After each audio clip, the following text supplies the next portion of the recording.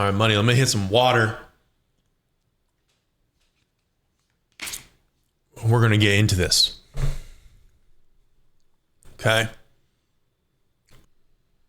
Getting right to it. Neuro-Linguistic Programming. What is it? It's a mental framework for interfacing with our mind, our memory, and our current lived experience.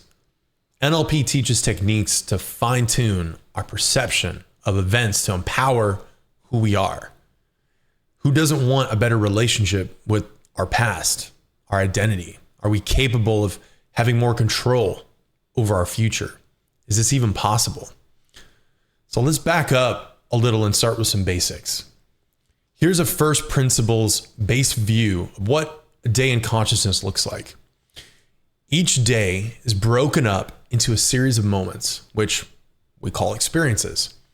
How we meet each second of the day is largely dependent on our subconscious autopilot guiding us throughout the day, completing to-do tasks and getting from A to point B.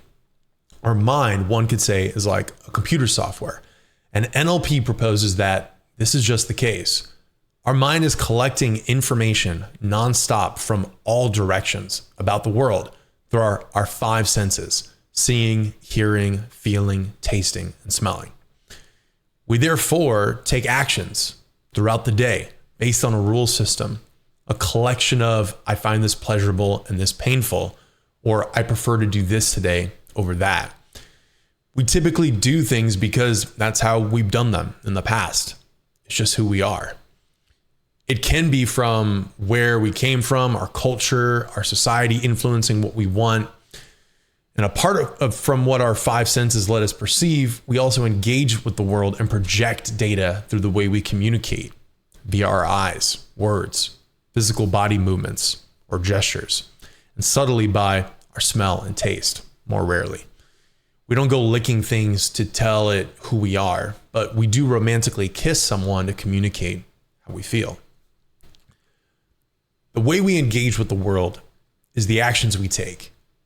The result of our actions is our deeds, or you could say our accomplishments. What progress are we making, and how do we define those units? You might have heard the old Buddhist saying, watch your thoughts, for they become words. Watch your words, for they become actions. Watch your actions, for they become deeds. Something like that is happening every day. Our computer software mind transforms thoughts into ideas, into ultimately deeds or accomplishments. Thinking manifests reality. So someone once said, look around, because everything you see in the world was once thought of by someone, and they took the actions to create it. Our personal life deed represent the history of our thinking, where we've come from up to this current day. The mind biology system is our basic means of movement and progression of what we call our lives. There's a larger system at work each day that neuro-linguistic programming and flow states are related to. That system is three parts. The first is our skill level and what I like to think of the video game of life. Second, our plan for the day or what we intend to accomplish. Finally, third, spontaneous engagement or the quality of randomness. We typically have a game plan for the day. If we don't have a game plan, then we can find ourselves painfully in idle mode. When we are in an idle state, things can seem meaningless because we don't have a goal. Passively scrolling social media, watching TV, and isolating yourself is consuming on idle mode. And I don't think you have a problem understanding what I mean here. The brain, aka the computer software, has a unique built-in feature that naturally works wonders when we have a goal in mind. It can distort time, sharpen our senses, block out distractions. This single-pointed mindset can cut through reality and bend things like Neo does in The Matrix. Maybe just not instantly, but with time, the elements of life can be rearranged with this single-pointed mind view. It can bring clarity and focus into our life. It can be described as flow. You see, the state of flow explains how life is meant to be a continuous flow of goal-oriented challenges. You immerse yourself while in the enjoyment of being. So you have a game plan for the day. You wake up at this time, do these morning habits, get to your job for the day's work. You then leave work, hit the gym, come home for dinner, watch Netflix before going to sleep. That's the day. An average day for someone. You might do certain actions earlier or later in the day, but for the most part, this can be a foundation, structure to work from. Then we have our skill level, the degree to which we are good or bad at certain actions. At this point, let's say if you are 30 years old, you probably have 25 years of 365 days per year brushing your teeth twice a day, which equals 18,250 times you've brushed your teeth. Are you a master yet of this technique? Something done twice a day for 25 years is up there with being a master. However, how many of us would consider our skill level of brushing teeth to be at master level? Perhaps some of you are confident to say you are a master. What I would say is you haven't spent years reading about techniques to brush more efficiently, tested hundreds of varying toothbrushes, toothpastes, floss products to know the optimal technique. But at the same time, whichever way you brush your teeth, it's probably something you now spend close to zero mental thinking about how you're going to do it. In other words, it's on autopilot. It's an unconscious process, automatic. Other skills are more dynamic and offer greater levels of skill mastery. These can include driving our car, our daily nutrition diet, our fitness training system, the work we perform in our careers, and the way we communicate with others. Our plan for the day meets our skill level in the different areas making up who we are. The greatest resource for improvement in our lives is the acquisition of greater skill level. And with that comes appropriate knowledge of what to train. This is the point I want to make, in that it's not just doing skill actions over and over. There comes the consistent challenge of plateau in our skill development, where languishing for months, years in self-pursuit is offset by learning from someone else on how they accomplished X by method Y. Here comes the importance of obtaining knowledge through reading books, learning in person from your peers or experts, listening to YouTube videos like this. And by the way, thank you for your attention. I'm giving you a full knowledge on this as of today, and I hope it is helpful to you. Obviously, paying coaches or studying courses with packaged material with insights packed in from someone who's been doing what you are doing in the desired skill department will drastically change what you repeatedly practice. What we repeatedly put into practice becomes reference experiences that we store up and slowly over time subconsciously act on. New skill levels emerge through this progression, and our mind programs this new skill baseline into automatic behavior. Our identity upgrades from what we had done before to what we expect of ourselves in new circumstances. We then become masters faster by taking mental shortcuts, standing on the shoulders of giants, those who have pursued what we are seeking to improve and leveraging their time to hone in our craft. This programming is simultaneously how we build our character and evolve into who we are, and at the same time is happening to everybody else. Each person is on their own timeline of development, meeting the day at their baseline, obtaining new knowledge to some degree, seeking to improve, or existing at the plateau of their skill level. How do I know I'm smart enough to decide today how smart I am? You're not at your greatest enough today with who you are to decide the ceiling of how great you can become. Thinking is something we need to be skillful at. If we use the wrong technique, we don't get the right result. There's this saying that the time allotted to get something done, work will fill in the space that you give it. What actions are we taking throughout the day, and what skills are currently developing? How much time are they taking from your day? We develop our skills when we first pay attention to what skills are we developing and by what speed are they being honed. Finally, we have spontaneous engagement. This is the final component of what each day holds in our living reality. We experience urges, instincts, new ideas that may come from our dreams or subconscious to act or do things differently.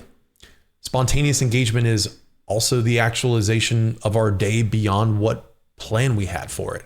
We sometimes get distracted, perform worse or better in situations where our skill ability meets the challenge. We have the final shakeup of how things go through and how our state of being unfolds in that moment. So getting a better unified purpose in our energy field, clarity of the goals we have to optimally tap into a flow state, and improve skill level in the arenas we find ourselves in during the day, all add up to differentiate the day conducted by the best orchestrator version of you, the average orchestrator, and the worst orchestrator. Sequence more best orchestrator days, the better weeks, the compounding months, and years you'll have.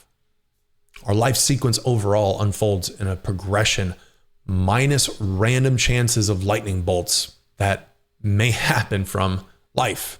It's the events we have to deal with as they arise. By following this progression, you will have a more optimal human experience. Instead of spending idle time, we are maximizing goal-oriented time, getting things done that offer leverage and enhancement in our skill toward the vision we have in mind. A general optimal outline of areas to succeed and improve would be: first, ideal health and physical strength for your age, lucrative income from your choice of career, positive impact through your work and service to others, a grounded system of self-understanding and projection through the way you communicate, ideal relationships, platonic and romantic, in your life that nourish your energy, and a deeper connection to your personal meaning and life narrative, which is unfolding the unique you. The 5 broad categories: health, wealth, communication, relationships, spirit. So how do we influence and program ourselves from where we are at now to where we want to be? What's the bridge to aid in time travel each day that makes the path smoother? NLP has been described as the field on the cutting edge of communication and change. So let's unpack 2 quick NLP concepts. First, modalities, which is a word to represent systems. There are 3 major modalities: what we see, what we feel, and what we hear. The other 2 modalities, less commonly used to interpret the world of information, is taste and smell. In most verbal communication with others, we typically don't taste them, and smell comes into our awareness less frequently through body perfume or cologne than the 3 major modalities: what we see, feel, or hear. So in visualization and active imagination, we generally don't utilize as much the smelling or tasting senses. Second concept, submodalities. These are the smaller elements within each modality. For example, a few of the visual submodalities are brightness, color, size, distance, location, and focus. So let me take a moment to address if this NLP is even real and why even change ourselves. Most people are quite willing to change themselves deliberately with antibiotics to cure a sickness, or chemicals like alcohol to enhance their experience of socializing.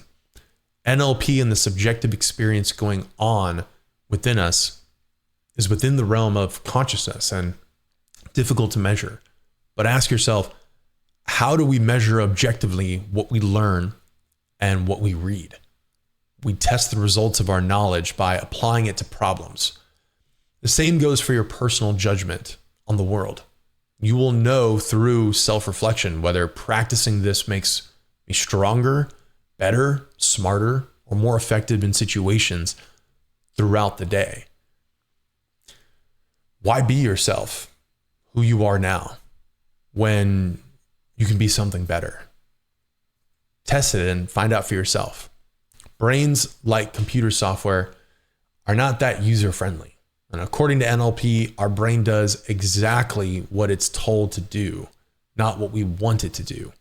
So in skill acquisition, we want to model the best experience someone has. That's where we want to be with a certain skill, and model that behavior in us. This in brain terminology is called mirror neurons. Mirror neurons facilitate learning by observation. When we watch someone perform a skill, our mirror neurons fire as if we were performing the action ourselves, creating a neural template for the skill. This creates a direct link between the observer and the performer.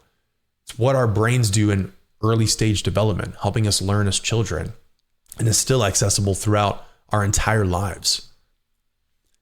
NLP argues that we can't instantly have the years of experience and the fine-tuning that produces the experience someone else has mastered.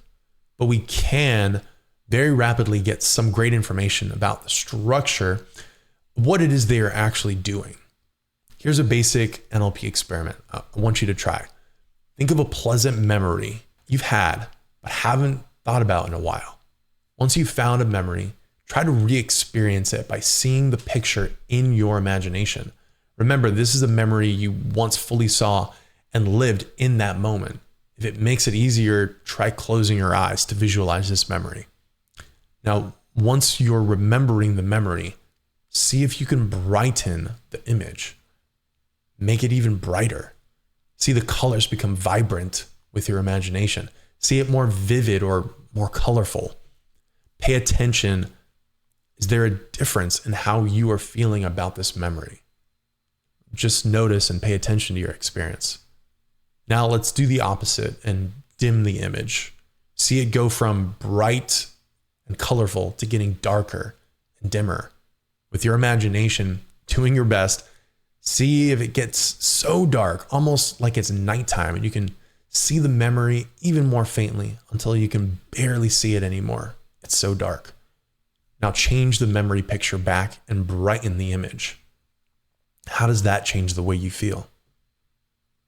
NLP proposes there are always exceptions, but for most people, making memories brighter intensifies the feeling, while darkening the image decreases the intensity. By turning down the brightness on a memory, using this neuro-linguistic programming system, people have found that they can lower the response to a situation that happened so that we don't repeatedly obsess over some bad event that just happened. You know those moments when you might have been disappointed in the way you performed something or how you acted in a conversation, and your mind afterwards just keeps looping on it. Your mind may have rewatched and had things to say about who you are. These self-directed statements could be nice or mean in nature. Or did your mind try considering how you could have done things differently if you had the chance? We have the option of being at the mercy of our automatic self-reflective thinking pattern, or pattern interrupting our mind using the NLP system to brighten, dim experience, to rewrite an experience which we will get to, or also choose to enlarge an image or shrink its size to adjust the submodality of the visual memory. By adjusting the submodality, the brightness or dimness, for example, what we are doing is strengthening or weakening this memory to ourselves, to our subconscious where it's stored. The key to this practice is to find out which core modality you have an affinity for and which submodalities make the best impact work for you. Can you interpret a memory differently and notice a change in reaction or feeling to it by adjusting one of the submodalities. The power of this can be experienced real time.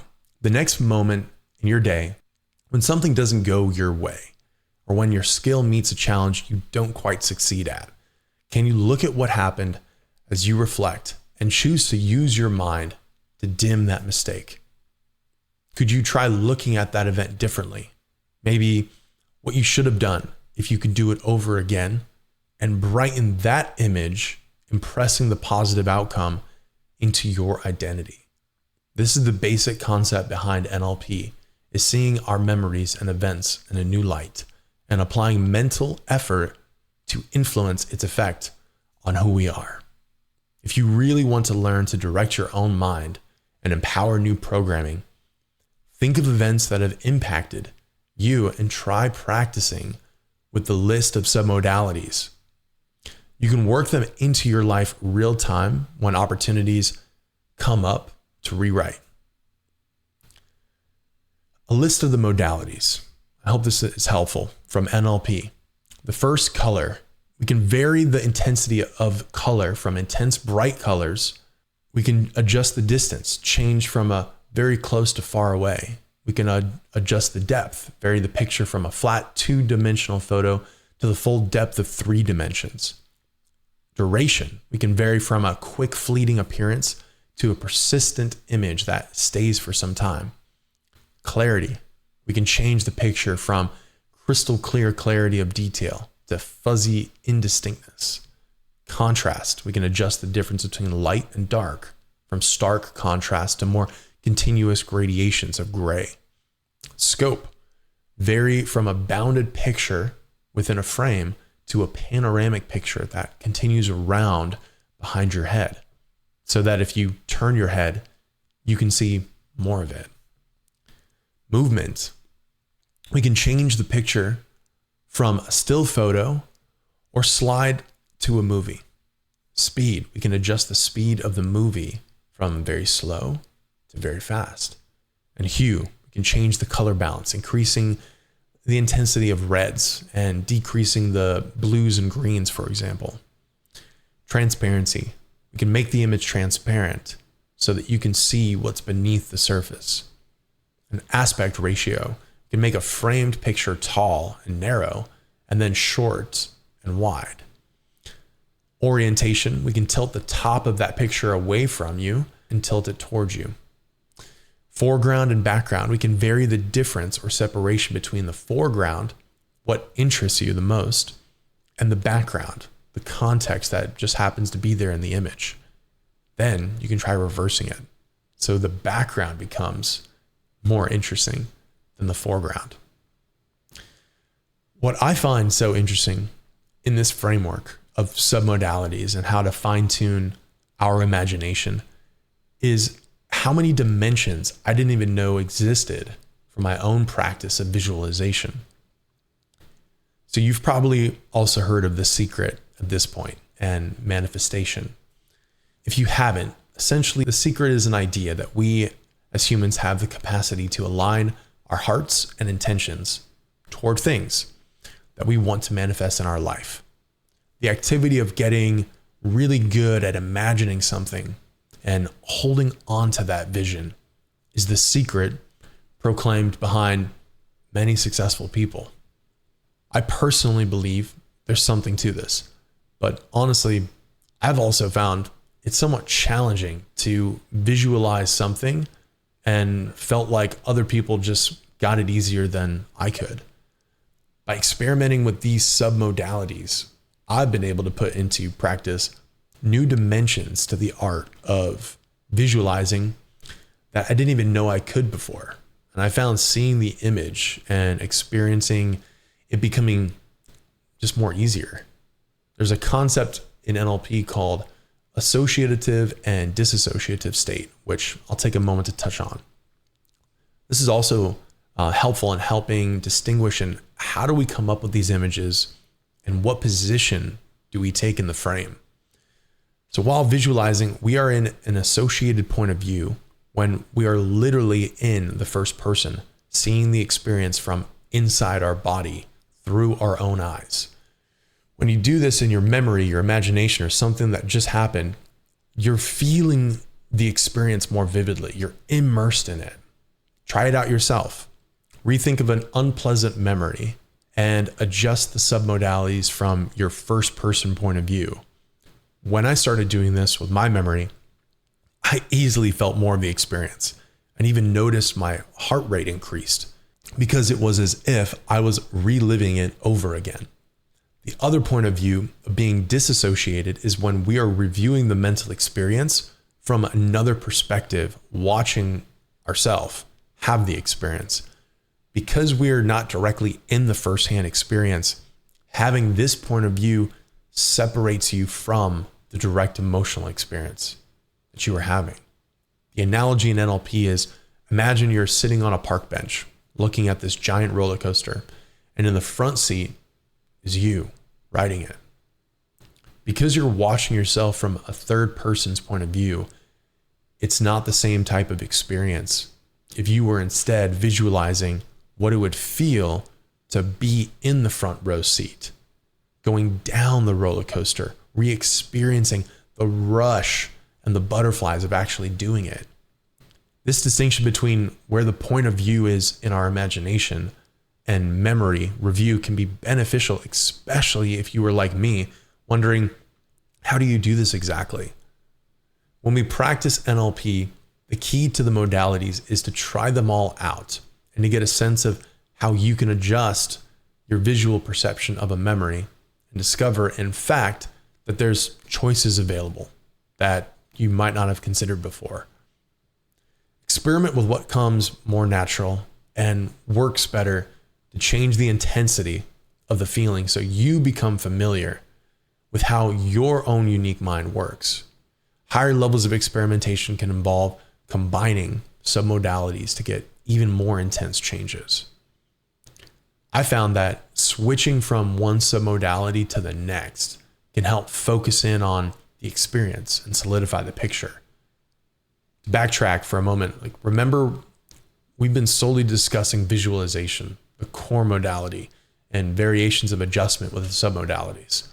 The two other core senses, hearing and touch, can also be explored to be used when you tap into your self-awareness and have their own unique list of submodalities.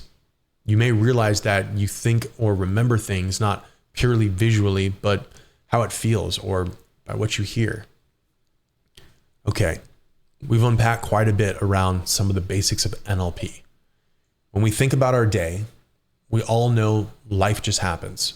The subjective experience of the moment can spring into action at any time. Our mind can think of other times this thing happened and seek to connect the dots. This pattern can be incredibly empowering or disempowering. For example, you go up to someone you don't know and try to spark a conversation. It does not go well.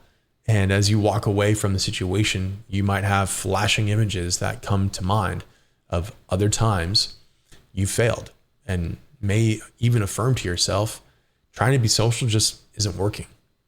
This is a disempowering use of the mind, focusing on repeated failures. We've learned that a goal-oriented approach, tapping into our natural flow state, comes when we meet a challenge with the appropriate skill level. We'll feel either bored or overwhelmed. Our self-talk and review of the play is a choice that we can adjust using NLP. We can use Neuro-Linguistic Programming to empower positive ideas into our mind. An empowering view of the mind would be to dim that failed conversation and recall situations where you did connect with that stranger and brighten those images or enhance with whichever submodalities produce that intensity of feeling, a more positive relationship with that idea. What would our life look like if we recalled more of our triumphant moments in the face of adversity?